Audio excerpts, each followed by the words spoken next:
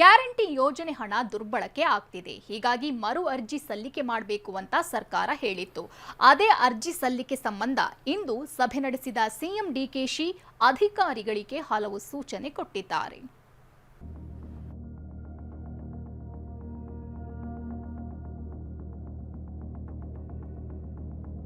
Guarantee ಯೋಜನೆ ಪರಿಷ್ಕರಣೆ ಸಂಬಂಧ ಸಿಎಂ ಸಭೆ. ಡಿಕೆ ಶಿವಕುಮಾರ್ ಅವರು ಸಭೆ ನಡೆಸಿದ್ದಾರೆ. ಈ ಸಭೆಯಲ್ಲಿ ಫಲಾನುಭವಿಗಳ ಬ್ಯಾಂಕ್ ಖಾತೆ ಮತ್ತು ಅವ್ರ ಮನೆ ವಿಳಾಸ ಮತ್ತೆ ಅವರಿಗೆ ಸಂಬಂಧಪಟ್ಟಂತೆ ದಾಖಲೆಗಳು ಹಲವು ವಿಚಾರಗಳ ಬಗ್ಗೆ ಅಧಿಕಾರಿಗಳಿಗೆ ಸೂಚನೆ ಕೊಟ್ಟಿದ್ದಾರೆ. ಗ್ಯಾರಂಟಿ ಫಲಾನುಭವಿಗಳ ದಾಖಲೆ ಮರುಪರಿಶೀಲನೆಗೆ ನಿರ್ಧಾರ.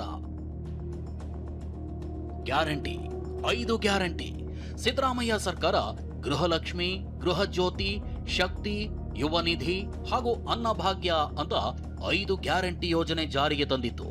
ಡಿಕೆಶಿ ಸರ್ಕಾರದಲ್ಲೂ ಈ ಗ್ಯಾರಂಟಿಗಳು ಮುಂದುವರೆದಿವೆ. ವಿಷಯ ಏನು ಅಂದ್ರೆ ಇದೇ ಗ್ಯಾರಂಟಿ ಯೋಜನೆಗಳು ದುರ್ಬಳಕೆ ಆಗ್ತಿವೆ ಅನ್ನೋ ಆರೋಪ ಕೇಳಿ ಬಂದಿತ್ತು. ಅದರಲ್ಲೂ ಸತ್ತವರ ಖಾತೆಗಳಿಗೂ ಗೃಹಲಕ್ಷ್ಮಿ ಹಣ ಹೋಗ್ತಿರೋದು ಗೊತ್ತಾಗಿದೆ. ಹೀಗಾಗಿ ಇವುಗಳನ್ನ ಪರಿಷ್ಕರಣೆ ಮಾಡಲು ಸರ್ಕಾರ ನಿರ್ಧರಿಸಿದೆ. ಹೊಸದಾಗಿ ಅರ್ಜಿ ಕರೀತೀವಿ ಅಂತ ಸ್ವತಃ ಮುಖ್ಯಮಂತ್ರಿಗಳೇ ಹೇಳಿದ್ರು.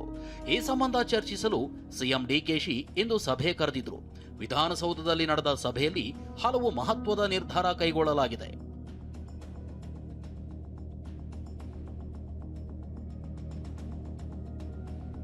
ಗ್ಯಾರಂಟಿ ಫಲಾನುಭವಿಗಳ ದಾಖಲೆ ಮರುಪರಿಶೀಲನೆ ಮಾಡಬೇಕು ಅಂತ ಗ್ಯಾರಂಟಿ ಅನುಷ್ಠಾನ ಸಭೆಯಲ್ಲಿ ತೀರ್ಮಾನ ಕೈಗೊಳ್ಳಲಾಗಿದೆ. ಅದರಲ್ಲೂ ಗೃಹಲಕ್ಷ್ಮಿ, ಗೃಹ ಜ್ಯೋತಿ ಗ್ಯಾರಂಟಿ ಫಲಾನುಭವಿಗಳ ಬ್ಯಾಂಕ್ ಖಾತೆ, ಫೋನ್ ನಂಬರ್, ಮನೆ ವಿಳಾಸ ಪರಿಶೀಲನೆಗೆ ನಿರ್ಧರಿಸಲಾಗಿದೆ. ಅದರಂತೆ ಮೊದಲ ಹಂತದಲ್ಲಿ ಈ 2 ಗ್ಯಾರಂಟಿ ಫಲಾನುಭವಿಗಳ ದಾಖಲೆ ಮರುಪರಿಶೀಲನೆ ಆಗಲಿದೆ.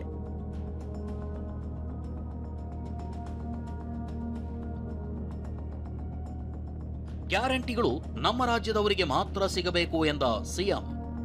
ಇನ್ನು ಗ್ಯಾರಂಟಿಗಳು ನಮ್ಮ ರಾಜ್ಯದ ಫಲಾನುಭವಿಗಳಿಗೆ ಮಾತ್ರ ಸಿಗಬೇಕು, ಬೇರೆ ರಾಜ್ಯದವರಿಗೆ ಯೋಜನೆಯ ಲಾಭ ಆಗ್ತಿದೆ, ಅದನ್ನ ತಡಿಬೇಕು ಅಂತ ಸಿಎಂ ಅಧಿಕಾರಿಗಳಿಗೆ ಸೂಚನೆ ನೀಡಿದ್ದಾರೆ. ಇನ್ನು ಅನುಕೂಲಸ್ಥರು ಗ್ಯಾರಂಟಿಗಳನ್ನ ಸ್ವಯಂ ಪ್ರೇರಿತವಾಗಿ ಬಿಟ್ಕೊಡಿ, ಈ ಮೂಲಕ ಅರ್ಹ ಫಲಾನುಭವಿಗಳಿಗೆ ನೆರವಾಗಲು ಪ್ರೋತ್ಸಾಹಿಸಿ ಅಂತನೂ ಅಧಿಕಾರಿಗಳ ಸಭೆಯಲ್ಲಿ ಮುಖ್ಯಮಂತ್ರಿ ಡಿಕೆ ಶಿವಕುಮಾರ್ ಸಲಹೆ ನೀಡಿದ್ದಾರೆ ಅನ್ನೋದು ಗೊತ್ತಾಗಿದೆ.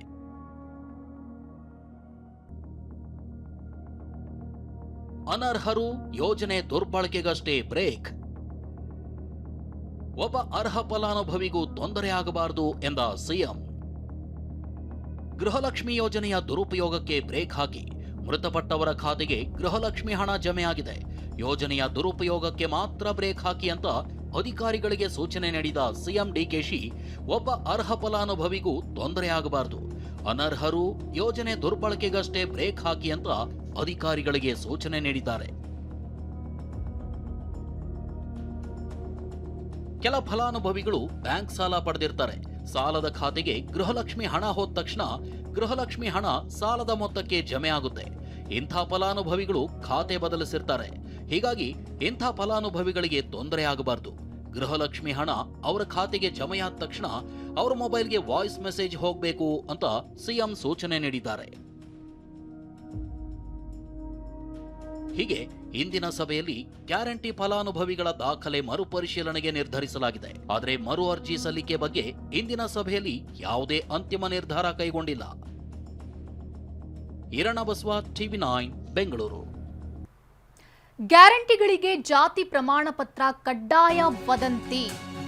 ಜಾತಿ ಹಾಗೂ ಆದಾಯ ಪ್ರಮಾಣ ಪತ್ರಕ್ಕಾಗಿ ಈ ಹಿನ್ನೆಲೆಯಲ್ಲಿ ಜನರು ಮುಗಿಬಿದ್ದಿದ್ದಾರೆ. ಶಿವಮೊಗ್ಗ ತಾಲೂಕು ಕಚೇರಿಯಲ್ಲಿ ಜನರು ಪರದಾಟ ನಡೆಸಿದ್ದಾರೆ. ಸರ್ವರ್ ಸರಿ ಇದ್ರೂ ಪ್ರಮಾಣ ಪತ್ರ ನೀಡಲು ವಿಳಂಬ ಆಗ್ತಿದೆ.